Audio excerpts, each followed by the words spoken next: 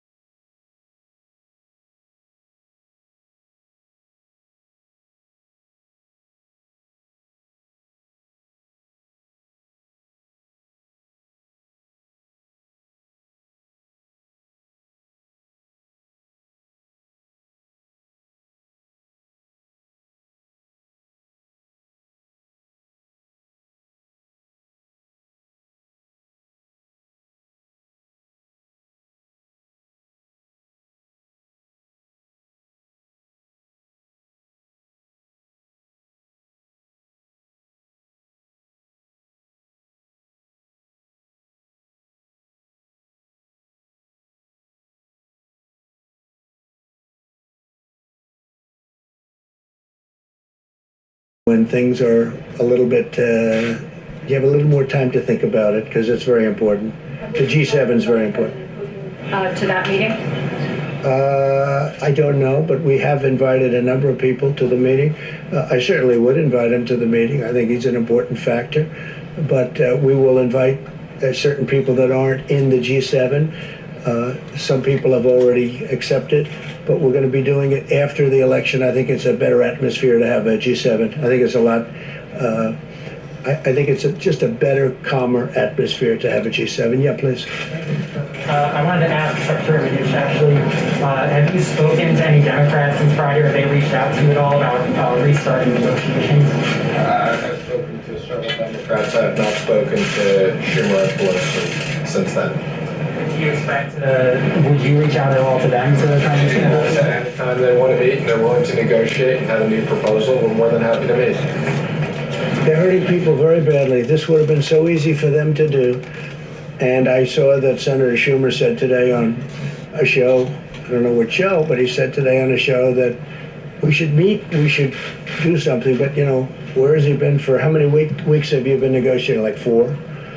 And they should do something. It would have been so much easier than doing it the way we did it. But we did something that's very important, and frankly, it's been well received, very well received. Go ahead, please. Thank you, Mr. President. You tweeted earlier today that you're considering Gettysburg as a venue for your speech for the RNC nomination acceptance. What's your thinking behind that as a possible location? Well, I think I've been to Gettysburg numerous times. It's a national park. It's a national historic site. It's incredible. You know, it's the history. It's incredible, actually, to me. It was a very important place and is a very important place in our country. So we're looking at that, and we're looking at the White House. The White House would be very much easier for Secret Service. You see what just went on here. They're all here. Just like you have your seats, they have their seats at the White House. So there wouldn't be any expense or any extraordinary expense. And the White House would be a lovely place to do it also. Least expensive place that you could do it would be at the White House. This is a government expense. And I watch also with governments, I watch to make sure that we do what's right. But we're looking at Gettysburg and we're looking at the White House, and we have other sites too, but I think these would be 2 really beautiful sites. Jennifer? Would you envision having an audience for that speech? You could. You have plenty of room at both locations. I see John Roberts. John, you were outside. You said you heard shots fired before? 2 shots in rapid succession just after we took the vote. And there were shots, pretty much. You definitely know the difference. I know that. You know the difference. You thought they were shots, John? It definitely sounded like that. I saw your report inside when I went inside. It's a good report, too. Thank you very much. Appreciate it. Jennifer, please. Can you give us an update on China? Do you think that your administration will respond to the sanctions that China announced this morning on American officials? Well, we've already responded in many different ways. We're talking a lot about China. We shouldn't have been talking about China. We did a phase 1 deal, and it was a wonderful deal, and all of a sudden it means very little in the overall import of things. They should have never allowed what happened to the world, including us, But this was released into Europe, and it was released into the US, and it was released all throughout the world, but it wasn't released into China. And we were doing numbers that will, just were incredible, and we hope to be able to do them perhaps even next year. I think we're going to have an incredible year next year, but that will never pay for the loss of life in our country and all over the world. So we view China differently than we did 8 months ago. Very much differently. Yes, please. Is there still any consideration of delisting Chinese companies? Is that an ongoing discussion? Delisting? Delisting Chinese companies? We never comment on specific things, but no, there's nothing. Could it still be on the table? There's again, nothing specifically at the moment done. Are you talking about delisting? Companies on the exchange? Yes. I'm sorry. Yeah, so just to be clear, we did make the recommendation, and the SEC will be putting out, yes, as of the end of next year, if they do not fully comply, and that's Chinese companies, any other companies, they all have to comply with the same exact accounting, or they will be delisted on the exchanges. I thought you meant sanctions. I was confused when you said delisted. And Jennifer, we're also talking on the WTO, the World Trade Organization. China's treated much differently than we are. This should have been handled many years ago when it first happened, but they are treated as a nation that's developing. They're treated as what they call a developing nation, which gives them tremendous incentives and advantages over and above what the United States gets and over and above what other countries get also. This is a developing nation? I don't think so. I don't think for purposes of what we're talking about it should be.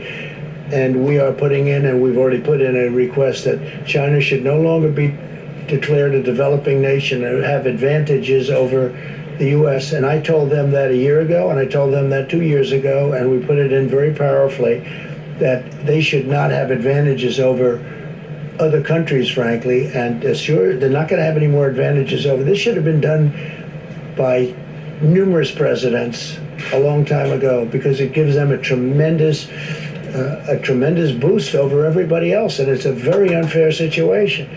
No, we are upset with China because of what they did. China was not good, and China will be, if you look at what's going to happen, whether it's Iran, Iran will make a deal with us in a month after the election's over if we win the election. But their greatest dream in the world is that Joe Biden wins, because they will own this country. China will own this country. North Korea will own this country. They will own our country. And they're all waiting to see the election. And if we have a win on November 3rd, we will have a deal with, in my opinion, Iran within 1 month. And I don't know that we want to have a deal with China, to be honest with you. So I'm saying to myself, gee, but China wants us to lose very badly. And you know who else is not happy with us winning? Russia. The phony people that tell the story, the fake news stories about Russia. It was just reported, the numbers. I raised $400 billion extra in NATO. You know that. It went from 130 to $400 billion, and that's a year, in order to strengthen up NATO. Nobody says that. We became the biggest energy exporter. We are now, if you look at what we have, we're energy independent. So many different things. Our military is stronger than it ever was. We spent $2.5 trillion on our military. I exposed the terrible deal between Germany and Russia on the pipeline. Nobody even knew about the pipeline, Nord Stream 2. Nobody knew about it. Nobody talked about it. I said, what's this all about? So we protect Germany from Russia, and Germany pays Russia billions of dollars a year for energy, and it's a big portion of Germany's energy. If I was a person that was a German citizen, I would not be happy with that deal, because they're at a very big disadvantage. So, no, Russia would not be happy, and I can tell you that China would not be happy at all. And we've taken in tens of billions of dollars. There's your head of the Treasury, Steve, right? We've taken in tens of billions of dollars from China. We never took 10 cents from China, not even 10 cents. And $28 billion we gave to our farmers because they were targeted by China. They were actually targeted. And we gave $28 billion compliments of China to our great farmers and ranchers because they were unfairly targeted by China. in order to make a better deal with us. I said, we're not going to do that. We're going to, instead of making a better deal, we're going to tariff you at very high numbers, 25%, 10%, and actually numbers that could go up a lot. And we had a lot of money left over after giving the $28 billion to the farmers and ranchers and some others. Frankly, we had many billions of dollars left over, and we're still receiving that money. Even though we made the deal, we're still receiving that money. So if we win the election, we'll have deals with a lot of countries very fast. They're just waiting to see who wins because they are hoping that Joe Biden wins, Sleepy Joe. And if he wins, you know what's going to happen? China will own us. Our markets will crash. The 401ks will go down to practically nothing. Stocks will go down to practically nothing. Remember, stocks, these big companies, they're owned by millions of people that are carpenters and policemen and farmers and lots of other people. And they are the ones that benefit by having a good stock market, probably more than anybody else. But the 401ks, the stocks, the economy will be in a shambles. They want to raise taxes. They want to triple taxes. They want to raise the corporate tax, but they want to raise all taxes. Ultimately, they can't pay for what they want to do anyway. And what they're going to do is destroy your health care and destroy so many other things. We're going to have 180 million people that are so happy with their private health care, they're going to lose it under this crazy plan that these people are proposing. So you will have a crash like you've never seen before. And I've been very good at predicting these things. Yeah, please, go ahead. Thank you, Mr. President. You just mentioned President Putin and the possibility of inviting him here because he's important. Your own Director of National Intelligence has said that Russia is currently planning or actually meddling in the election. Have you raised that directly with Putin ever? They said China, Russia, Iran, and probably others. But because of the fake news, they seem to think Russia plays the best. So what they do, it's all right.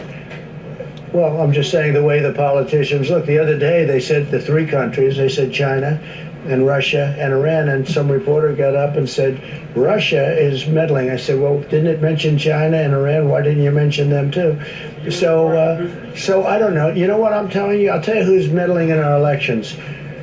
The Democrats are meddling by wanting and insisting on sending mail-in ballots where there's corruption all over the place. If you check what happened in New York, a small, relatively small race with Carolyn Maloney, and they called her the winner the other day because I was mentioning it at conferences and getting a lot of action on that statement. So they called her, they declared her the winner, and they have no idea who won. And the person, her opponent, is very angry. But they had mail-in voting, and they had hundreds and I think even thousands of ballots that are missing, that were fraudulent. Take a look at the Carolyn Maloney race. Take a look at Paterson, New Jersey. Take a look now at this one in Virginia, where they mailed out 500,000 applications, and they go into people that aren't supposed to be getting an application. Yeah, please go ahead. Thank you, sir. Secretary Pompeo is heading to Europe again this week. Do you have any updates on when the travel restrictions in the EU are going to be lifted? It seems strange we're offering exemptions for professional athletes, but not K-1 visa holders, the so-called... Well, we try and do the best we can. You have big sporting events, and that's good for our economy, that's good for us, and they do talk about certain exemptions, and they make sure everyone's perfectly tested and everyone comes in 100%. But, you know, we do make certain accommodations because you do have star athletes, and that means a good thing for the country. That's economic development, etc. But we are working very closely with Europe and with other countries to see what's the best time. And don't forget, I was the one that turned Europe off because they really... they led the way. They led it much more so than we did. We were months following them. And in terms of they got hit earlier than we did, quite a bit earlier than we did. So I put the restrictions on Europe. I put the restrictions on China, which was a great thing to do. In retrospect, we're getting, I mean, that was a very important day. Dr. Fauci said that was one of the most important days.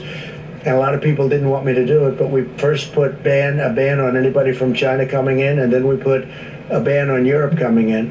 But we're working very closely with Europe to see when that will all come off. Yeah, please. Mr. President, but if 160,000 people had died on President Obama's watch, do you think you would have called for his resignation?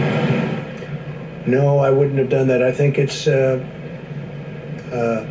been amazing what we've been able to do. If we didn't close up our country, we would have had 1.5 or 2 million people already dead. We've called it right. Now we don't have to close it. We understand the disease. Nobody understood it because nobody's ever seen anything like this. The closest thing is in 1917, they say, right? The great pandemic certainly was a terrible thing where they lost anywhere from 50 to 100 million people.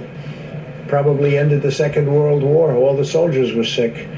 It was a terrible situation, and this is highly contagious. This one is highly, highly contagious.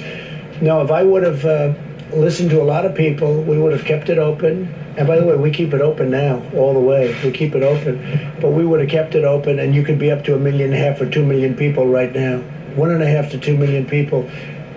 Our people have done a fantastic job. Our consultants and our doctors, and with disagreements and with a lot of things happening. What we've done with ventilators has been amazing. What we've done with medical equipment has been incredible. We've supplied the governors. Nobody, not one person in this country that needed a ventilator didn't get it.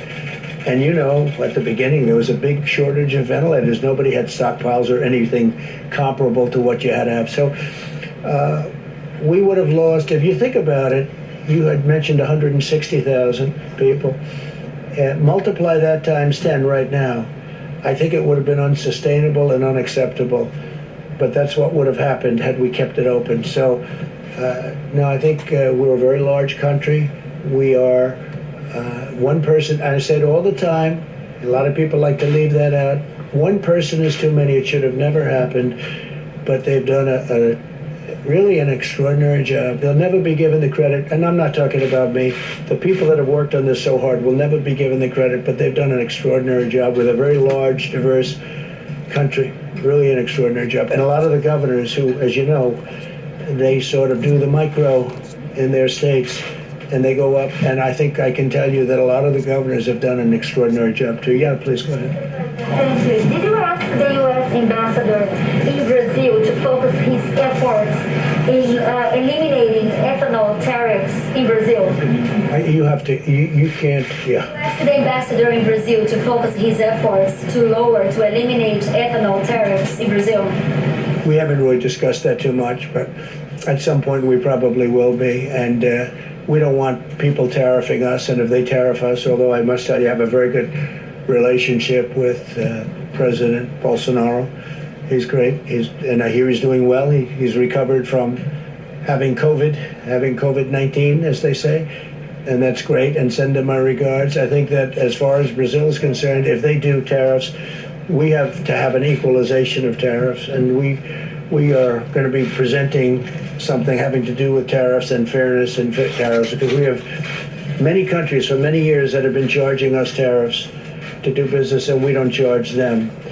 And it's called reciprocity. It's called reciprocal tariffs. And you may be seeing something on that very soon. Did you have one, OAN? Brazil coronavirus, Mr. President. OAN, please. Thank you, Mr. President. First of all, thank you for coming back to finish the briefing. Thank you very much. After the scuffle. So I have an opinion question for you. Okay. Joe Biden is set to announce his running mate at any time now. We expect him to announce her. Many of your supporters feel that the reason that Obama's former NSA, Susan Rice, is at the top of Biden's list is that she can best cover up a lot of the Obamagate surveillance crimes that have taken place during your campaign. What are your thoughts? What is your opinion? Do you subscribe to that line of thought? How do you feel about it? Well, look, the Obama campaign spied on our campaign, and they've been caught, all right? And now let's see what happens to them. But they have been caught. They've been caught red-handed. It's probably treason. It's a horrible thing they did. It probably never happened before. At least nobody got caught doing it. But they used the intelligence agencies of our country to spy on my campaign, and they have been caught. And there are a lot of people involved. I don't want to say how much she's involved. Frankly, if he chooses her, that's fine, but that's a potential liability. We'll see. But President Obama knew about it. Joe Biden knew about it. Comey knew about it. Brennan, Clapper, the whole group, they all knew about it. Lisa Page and her lover Strzok, they all knew about it. And we have it documented, we have it in texts, we have it in all sorts of forms. They knew about it. It was a terrible thing. Should have never happened and should never be allowed to happen again to a president. This should never happen again. This was a setup like we've never seen. I think it's the political crime of the century. And they've been caught. So let's see what happens to them all. Thank you very much. Thank you. Thank you. We have been listening to a press conference by President Trump at the White House. Unusual for the reasons we reported earlier, that he was briefly escorted out by Secret Service, then brought back where he finished the press conference. Reports of an officer-involved shooting. Our reporters here have still been gathering more information than that, working their sources, but we don't have as much information as the president claimed in the way that he referenced the shooting. Now let's show you something that is very unusual for any president. It is a call made by the Secret Service. When you do see this happen, in rare instances, we're going to see this moment when the president's briefing was interrupted. Going to be topping records hopefully soon. Excuse me?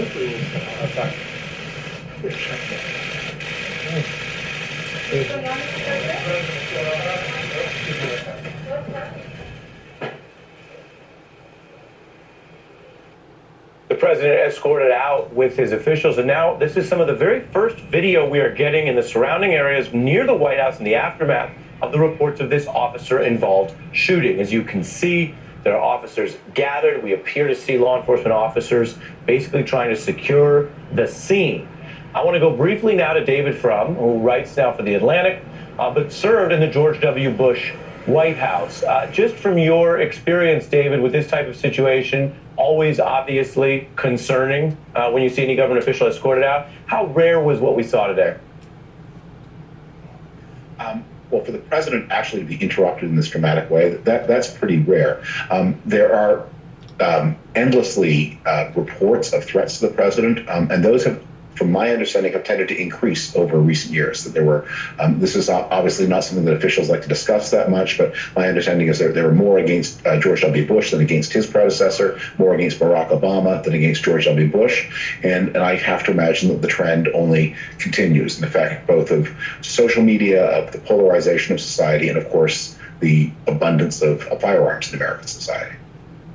All fair points, and the Secret Service operate as something of the mood music, the background, the presence in the White House. Whether you're a reporter and you go there, you see them, you defer to them, but rarely do you see them intercede like this, particularly inside that sanctum. What struck you about that? And I would note, observing, the president was fairly calm in leaving and returning. President Trump did seem calm as he went out. He seemed, when he returned, he seemed almost overcome, almost sedated, like that something had happened. He was reading his notes.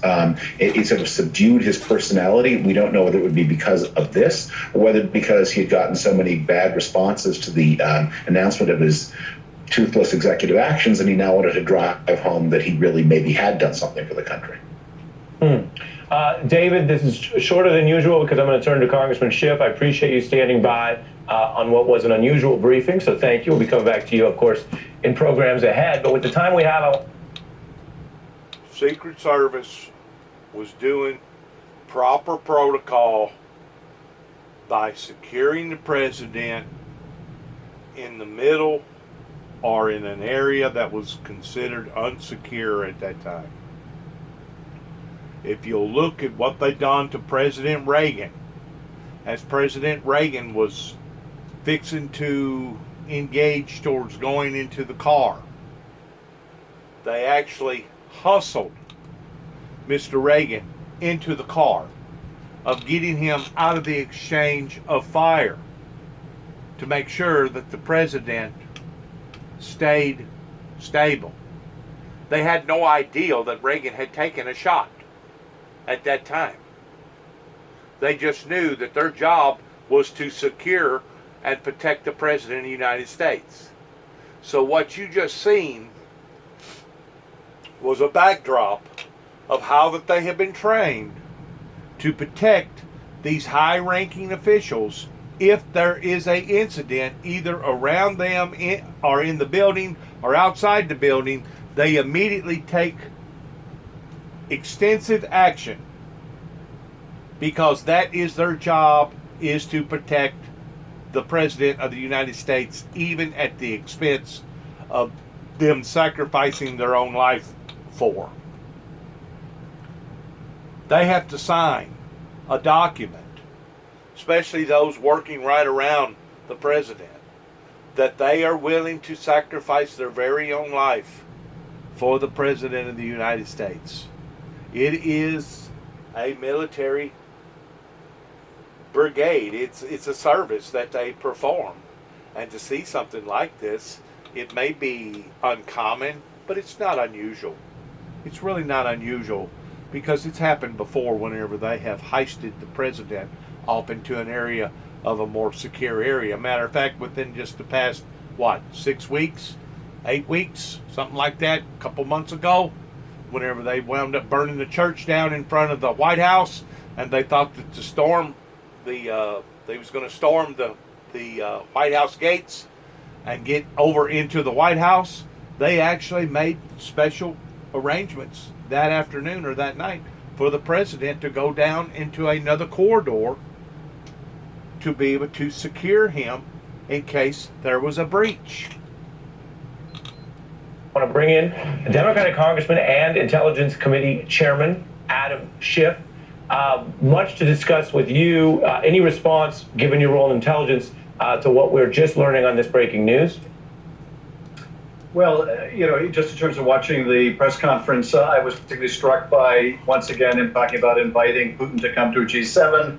But also when he was asked about Russian meddling in the election, he immediately pivots to Democrats are the one who are meddling in the election because they want people to be able to vote by absentee during a pandemic. He cannot confront the Russians no matter what. He will not stand up to Putin for whatever reason, maybe for many reasons. He debases himself before Putin, and he's just utterly unwilling to defend our democracy.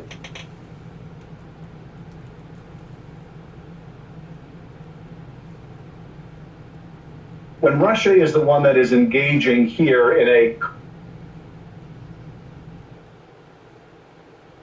I have 60 seconds Yeah. to Joy Reid. On this other issue Americans are facing, the president says he's freeing up potentially hundreds of dollars.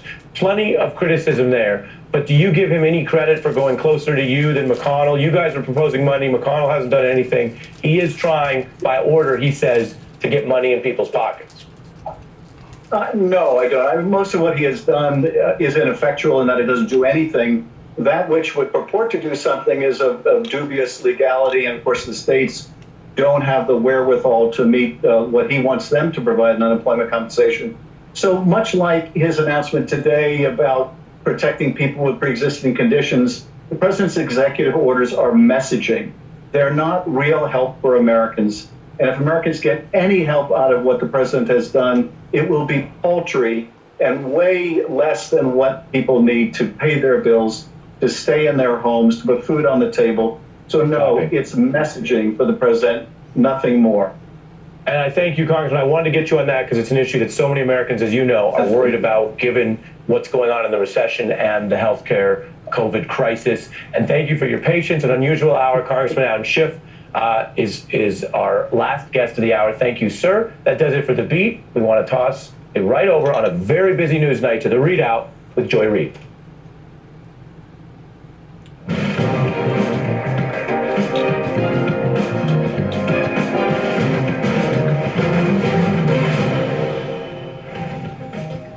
Well, Donald Trump just finished another of his briefings. It was abruptly interrupted at one point when the president was escorted out of the room after shots were fired outside of the White House.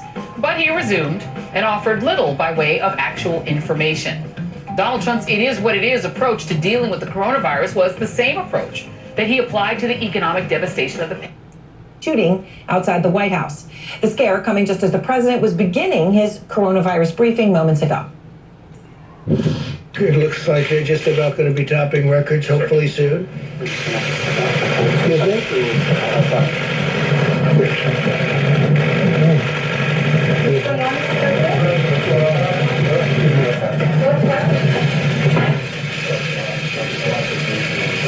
Escorting him out of the room, ended up shooting the perpetrator. That's all we know at this point. The president then returned, continuing to talk about the administration's response to the deadly pandemic, which as of tonight is continuing to spread across the globe. Tonight, the world is closing in on a sobering new statistic. The number of known coronavirus cases across the globe about to hit 20 million, a quarter of them in the United States. And yet just moments ago, the president says we're about to be in very, very good shape. I do want to say that I think at the end of a fairly short period of time, you're going to be in very, very good shape all over our country. He says that this country is going to be in very, very good shape across the country. But listen to what the top experts today said at the World Health Organization. Again, same day that he said that. This virus is proving exceptionally difficult to stop. We know that if the virus has an opportunity to spread, it will, and it hasn't gone away. And the president has continued to give the virus the opportunity to spread. Listen to his response when questioned why there were people at his New Jersey golf club not wearing masks when they were gathered to hear him speak. No, they don't have this political activity. You're wrong on that because it's a political activity. They have exceptions, political activity, and it's also a peaceful protest.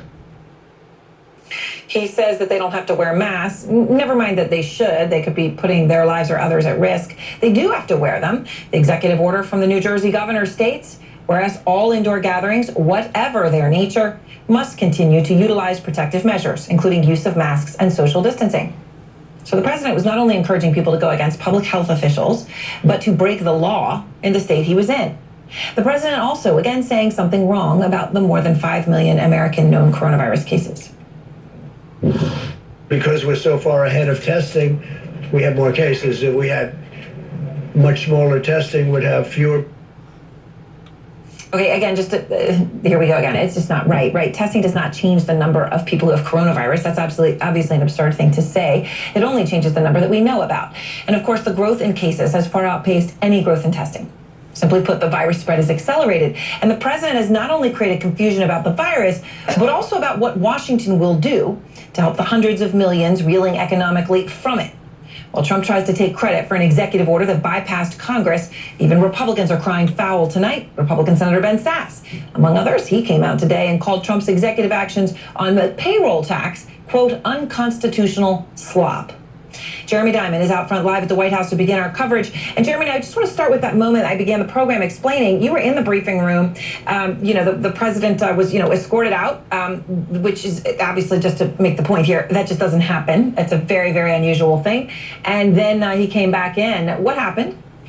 Yeah, it was really a remarkable moment, and one that, as you said, does not happen often. It's very rare for the president to be escorted out in any kind of circumstance, but that is exactly what happened here. You had a Secret Service agent come over to the president while he was speaking at the podium right behind me, and he said, sir, we're just going to have to step outside, and the president seemed to not understand at first, and the Secret Service agent repeated, step outside. The president was then, according to him, taken to the Oval Office, where he was for about 8.5 minutes until he returned here to the briefing room. When he returned, I did ask the president whether he was taken to that underground bunker under the White House, because that is where he was taken, for example, when there were those protests in Lafayette Park. The president told me that he was not taken to the bunker, that he was instead taken to the Oval Office. We also know that some of the White House aides here were rushed downstairs, and certainly this entire area was locked down. We typically are able to go from outside this briefing room over to our live shot position outside. We are still locked down inside of the White House building itself. As for the situation that happened with this shooting, details are scant as of now, but the president did say that it appears that a Secret Service officer shot this suspect. Our photojournalist Peter Morris actually heard one shot while he was standing outside. And it appears this incident happened about a half a block from here at 17th and Pennsylvania Avenue, which is just outside of the White House perimeter. But certainly this is an unusual incident. We're still waiting to get details. But the Secret Service has at least confirmed that there was an officer-involved shooting, and we do understand that as of now, one person has been taken to the hospital. So we're still waiting to get some more details, but the president certainly, after 8.5 minutes being outside of here, came back in and then went on to go on and take questions on a whole host of news of day items. Aaron? All right, thank you very much, Jeremy. I just want to let our viewers know, as we find out more, we're going to let you know through the hour here, because obviously it is extremely unusual for them to have a single shooter, anywhere near. The fact that they took him out, that they did this. So if we get more information, I'm going to go straight to it and bring it to you. In the meantime, though, I want to go to Dr. Sanjay Gupta and Dr. Larry Brilliant, the epidemiologist who helped eradicate smallpox, which is obviously a crucial thing tonight because I want to talk about vaccines. First, Sanjay, though, I mentioned the number of cases, right? We're hitting this 20 million cases globally, 5 million in the United States. So, 20 million. Globally, 20 million. 5 million in America.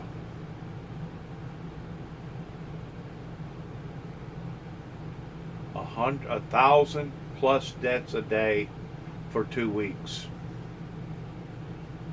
1,000 plus deaths a day for 2 weeks.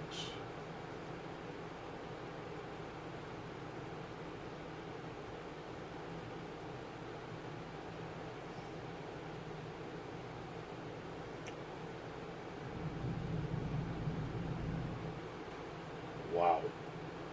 Back of the envelope, right? And if there's at least 10 additional cases for every single one we know about, that's only 2.6% of the world population that's actually been infected, right? Now, it may be higher, but no matter how you look at it, it's tiny. Dr. Fauci said the other day we got to get to 50 to 75% if you even think there is herd immunity. So when you look at it that way, it's like, Sanjay, gosh, are we in for a really, really long haul? Well, there's obviously countries around the world that have not had the sort of virus spread that we've had in the United States. So, we can curb these numbers or slow down this trajectory of growth without the vaccine.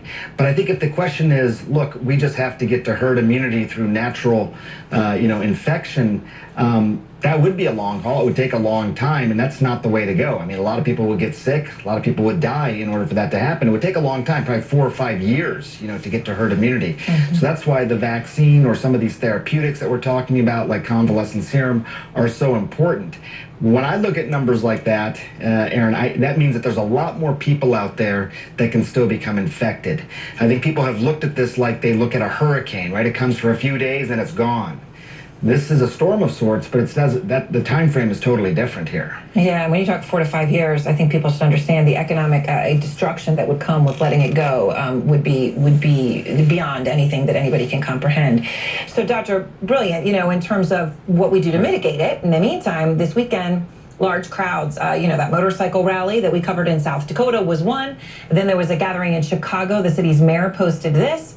And then the European Center of Disease and Prevention Control says there is a true resurgence, their words, in several countries across Europe.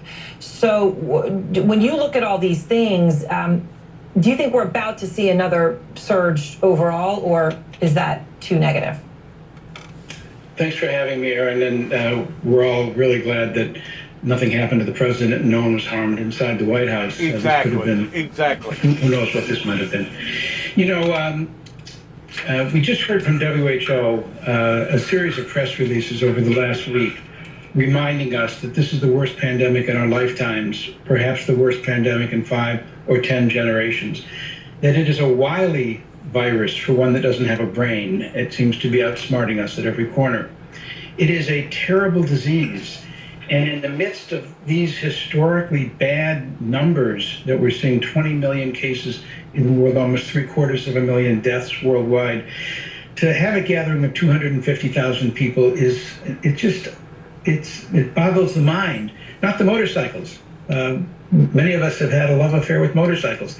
But these 250,000 people rode those motorcycles from over 50 states, from all over. And we just hope they're not going to bring souvenirs back that they hadn't expected and ignite outbreaks again everywhere in the country. You know, Sanjay, the president recently said that he's optimistic a vaccine would be ready around Election Day. And obviously, I think we've all come to realize that it's going to need more than one vaccine, and it may be certain levels of effectiveness, right? You might have a vaccine that's not that effective, but on top of your other treatments, right? Like, this isn't just like a sudden thing. But for people who are hoping that it is, CNN obtained data from Moderna, which we know is the company in the U.S. really, it seems to be furthest along in the vaccine development process. And it appears to show that that is not true, that they are not on track for a vaccine ready to go by Election Day. Is there any way the president is right on this? I really don't think so. I mean, everybody wants a vaccine, and you're right. It's not a switch when we do get the vaccine that everything, suddenly goes back to normal regardless. But aside from that, it just doesn't make sense. There's 2 shots involved. They may get to their number of people they need in their trial by the end of September, early October. That means that it would be the end of October before you'd even get the 2 shots. And then you have to obviously follow these patients for a period of time. The data has to be analyzed. It just doesn't make sense, in terms of just the time. I will note as well, Aaron, that in the press conference today, the president did sort of change his language a bit and say now by the end of the year again. So he said that a couple times. I made note of that. So maybe he's realized that, or his experts have told him. But as much as we want the vaccine, that's too accelerated. Maybe he's walking it. In other words, he's walking it back from having the vaccine before the election versus now he's saying by the end of the year. The fact of the matter is, we're all in uncharted territory, including the president and most definitely the doctors and the scientists, and no one knows when they're going to come up with a vaccine, providing if they come up with a vaccine. I would hate to think that we would have to go through herd immunity that, like the doctor was just saying, that would take 4 or 5 years, but that's a possibility. This may be here with us. And Dr. Brilliant, when you look at history, right, and what you know about smallpox as past perhaps being the precedent, is there any vaccine that would be a switch over the next 6-8 months, or is that, people who hope that need to really, really realign their expectations? No, I think that when you get a vaccine, you don't get rainbows and unicorns. You get a vaccination campaign, and we had a vaccine against smallpox for 200 years before we eradicated it. We had a vaccine against polio for 70 years before we got this close. It's going to be a lot of work. It's going to be jeeps and ice containers going into 200 different countries trying to push this vaccine back to where it came from. And we need to be prepared for something like that. That doesn't mean the world is going to end. We will figure out a way to live with this virus, but we can't let it get so far ahead of us that we'll never catch up. Sanjay, I want to ask you one other thing. As Jeremy said, the president talked about various things, Russian meddling, China. He also was asked about his announcement that he's considering an executive order that would require health insurers to cover pre-existing conditions. Now, why one would need an executive order to do that when that is what Obamacare does was a question. Here's the exchange. Why do you need to issue an executive order for law that is already existing? But I didn't say. I said as an executive order. As you said as an executive order. It hasn't been done before. We want to be able to assure people that pre-existing condition is always taken care of. Why do you need for to do an executive order if it's already a part of it? Just a double safety net, and just to let people know that the Republicans are totally, strongly in favor of pre-existing condition, taking care of people with pre-existing conditions.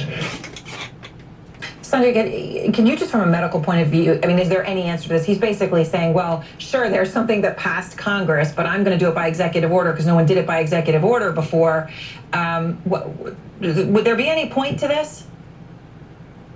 I don't think so, Aaron. I listened to that very closely. I've been covering the story of Obamacare for 11 years, and the pre-existing conditions. We can show you the exact language that's up on the Health and Human Services website. It basically mandates that insurance companies not charge anybody anything more because of pre-existing conditions. That's been the law of the land for some time. I'm not sure what a double safety net means in this sort of case. It is true that the individual mandate is something that was repealed, and that's an important part of the Affordable Care Act overall. But the pre-existing conditions, which has, frankly helped a lot of people get health care insurance that otherwise wouldn't have, is still the law of the land. It exists, and which is I think a good thing, and that's what the president is saying as well. It's a good thing. I'm going to double safety net it. I'm not sure what that means. That's it was a nonsensical thing to say. All right, Dr. Gupta, Dr. Brilliant, thank you both.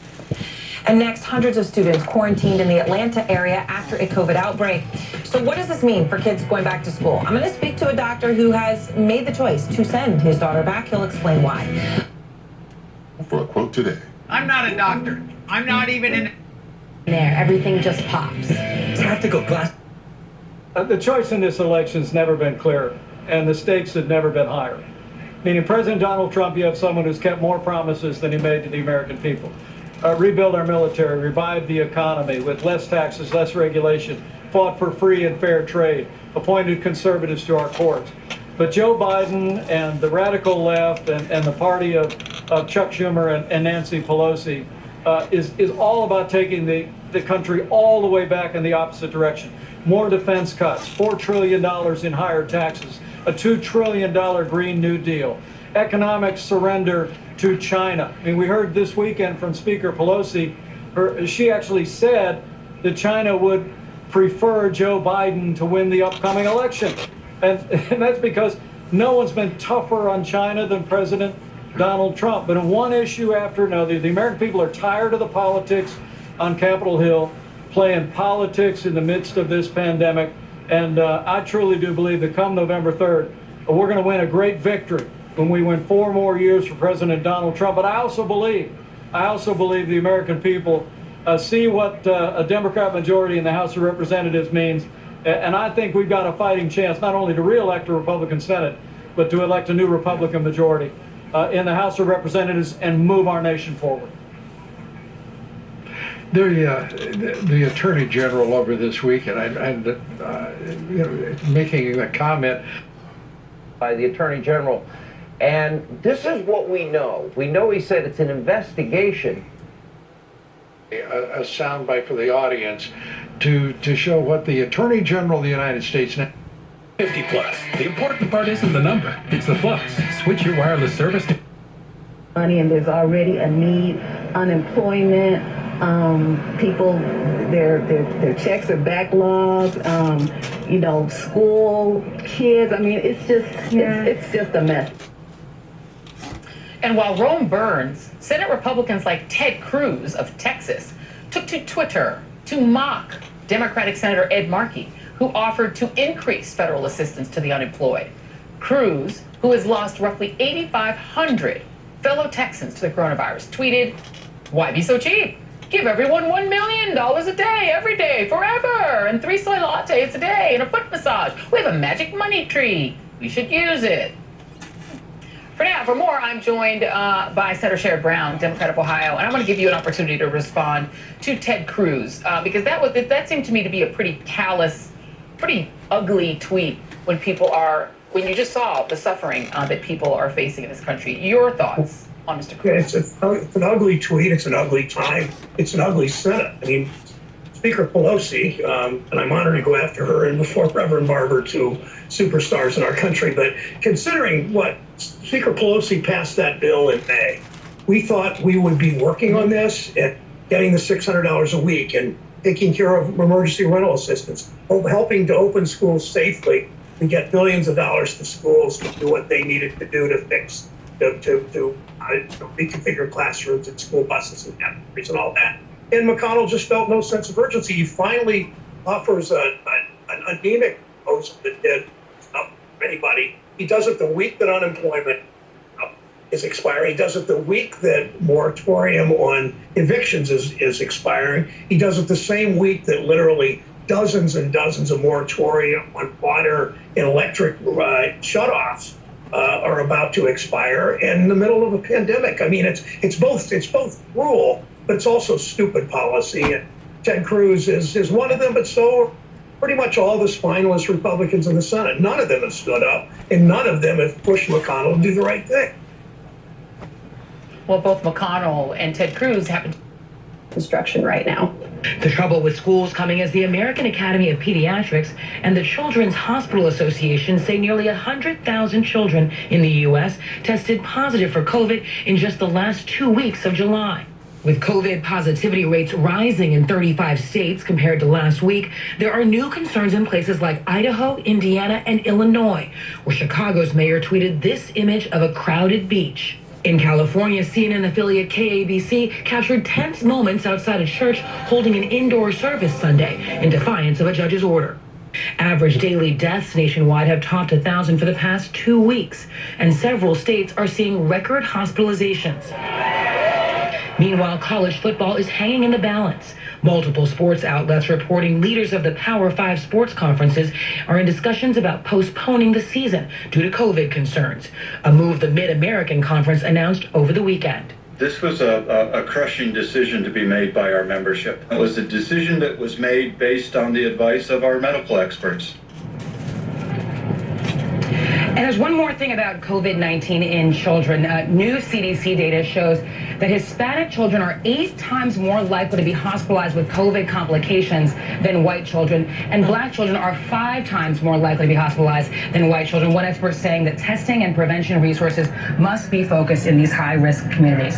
Erin. All right, Athena, thank you very much. And I want to go now to Dr. Leonard Krylov, the chairman of the pediatric department at NYU Winthrop Hospital on Long Island and the chief of the Pediatric Infectious Diseases Division. So Dr. Krylov, you deal with infectious disease, you deal with children, you've treated children with coronavirus, some of them extremely ill, respiratory issues as severe as adults. You've treated children who have that inflammatory syndrome, that multi-system one that has been so toxic. But yet you have a 10-year-old daughter who's going to be entering 5th grade, and you, knowing all this, going through all of the pluses and minuses, you've decided to let her go back to school. So you know more than almost any parent watching. What led you to make that choice?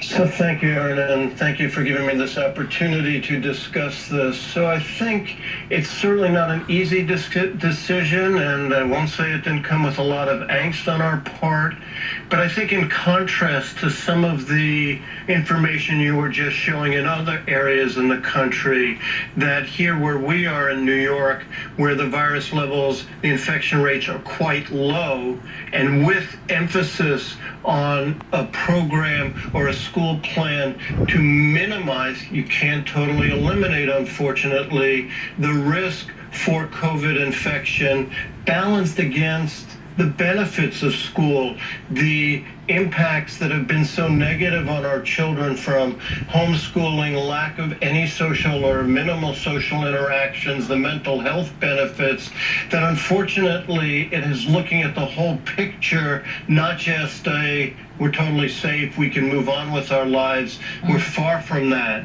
And I think if with the precautions in place, with monitoring, realizing we may have to backtrack, but hopefully being in a different situation with low rates of infection and strong adherence to developing policies to minimize the risk, we can do this as safely as possible. All right, so when we were looking at those numbers, 97,000 children testing positive in the past 2 weeks of July, we've seen that big surge. Now, we don't know how many of them will get very sick. We don't yet know their role in transmission. We know young children can have multiples of more of the virus in their noses than adults, but we don't know what that means. We have been told in one study that children the age of your daughter, 10 years old and older, can spread the virus just as effectively as adults, right? So they can both get sick and they can spread. And now you've got almost 10% of cases as children. So as you look at where this is going, what are the factors that you look at and say, okay, if this changes, I change my mind? As it, not just positivity in your state, right, which is now 1%, right? I know New York City Public Schools says it goes to 3, everyone goes home. Aside from positivity, what else are you watching that would make you say, I'm changing my mind? So it's one, how are the procedures really being implemented? Are masks feasible? Are small class size? Are distancing protocols working? Are symptom checks being done? Because you're right, we're not going to wait for testing or knowing what rates go even regionally, never mind in the state. But are we seeing more absences with even mild respiratory illness? I think it's looking at all those in conjunction with the protocols in place that are going to impact whether we need to change our decisions. All right, well, Dr. Koloff, I appreciate your time. I appreciate your sharing it with us. I know, like I said, there's a lot of people watching who, really want to hear what you have to say on this as they face that tough decision. So thanks so much. Thank you for having me, and I think don't be the weak link in the chain. Everybody follow precautions, and we'll do the best we can. All right. And next, a young man, 21 years old. He recovered from coronavirus, mild case, thought it was a joke. Then his organs shut down, and he thought he would die. And he's going to tell you about what happened and what he thinks now. And then the former governor of Ohio, a Republican, going to take a big step in a few days.